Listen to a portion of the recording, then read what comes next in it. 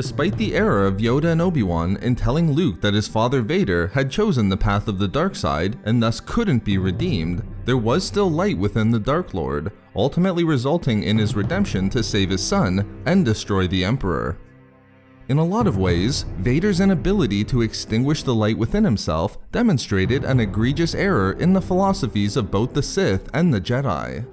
The Sith, specifically Palpatine, believed that they could extinguish the light within themselves and devote their efforts solely to the dark, while the Jedi also believed that once someone chose the path of the dark side, the light within them was extinguished so as to cause the darkness to forever dominate their future.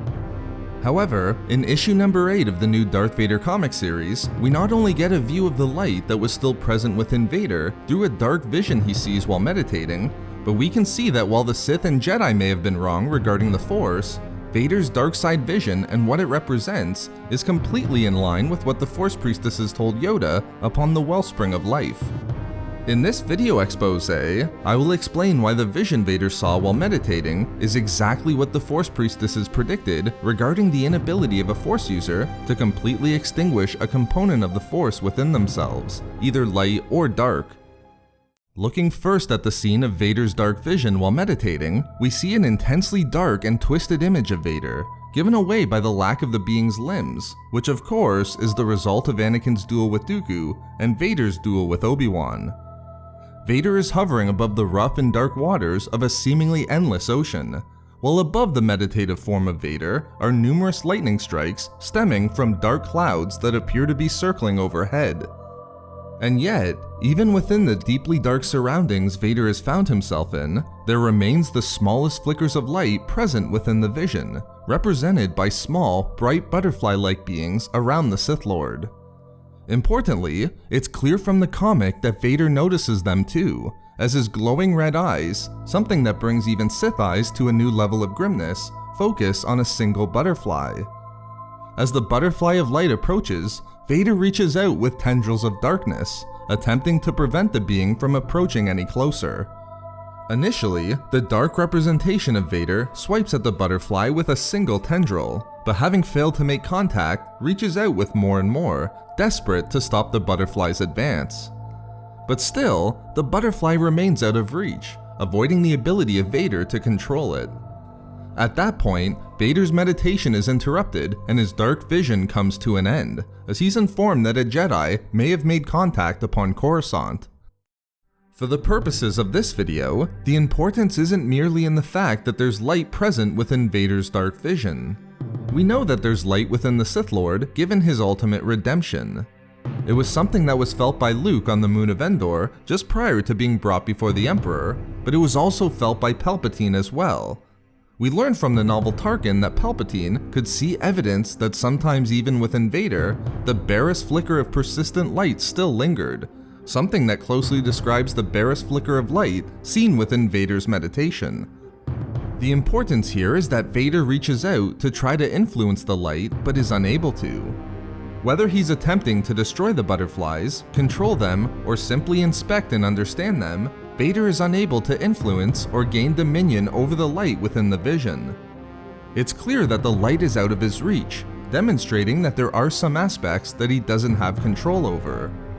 It's a fascinating vision in and of itself, giving us a view from Vader's perspective, but also for what it says about the Force. Not only is there still light within Vader, it's something that has remained out of his grasp and something that he couldn't remove despite his desire to extinguish it within himself. It's a clear rebuttal of Sith and Jedi philosophy. Under both orders' tenets, Vader should have been able to dominate the light, with the Sith believing that they could gain dominance to extinguish lightness completely, and the Jedi believing that once a path of darkness was chosen, forever did it dominate and extinguish the light. So why then was the light so out of reach for Vader within his dark vision? Vader's inability to gain dominion over the light within the vision can be understood through the teachings given to Yoda by the Force Priestesses late in the Clone Wars, to help the Jedi understand how to manifest his consciousness after death as a Force ghost. In many ways, Vader's vision is exactly in line with the concepts understood by the Priestesses, and are entirely predictive of the Sith Lord's inability to dominate the light within his vision. The important interaction between Yoda and the Force Priestesses involves Yoda's first of 3 trials to learn the great gift of manifesting his consciousness after death. For the first trial, the Priestess Serenity tells the Jedi Master that he must travel to an ominous-looking island to subdue the evil and fear that remains unconquered within him. That is, Yoda must free himself of his fear before he could learn the ability of becoming a Force Ghost. Initially, Yoda remains defiant, suggesting that in having achieved the rank of Jedi Master, he already knew all that dwelled within him, and therefore has already conquered his fears. Despite Yoda's plea, Serenity remained unconvinced, and Yoda ventured to the island to meet what was waiting for him there. In a shocking reveal for Yoda, the Jedi Master is confronted by his inner darkness, that which still remained unconquered by him. The important takeaways from Yoda's confrontation, as we will apply them to Vader's vision, are these.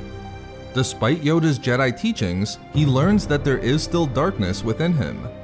More than that, it isn't and can't ever be possible for these Jedi tenets to defeat the darkness.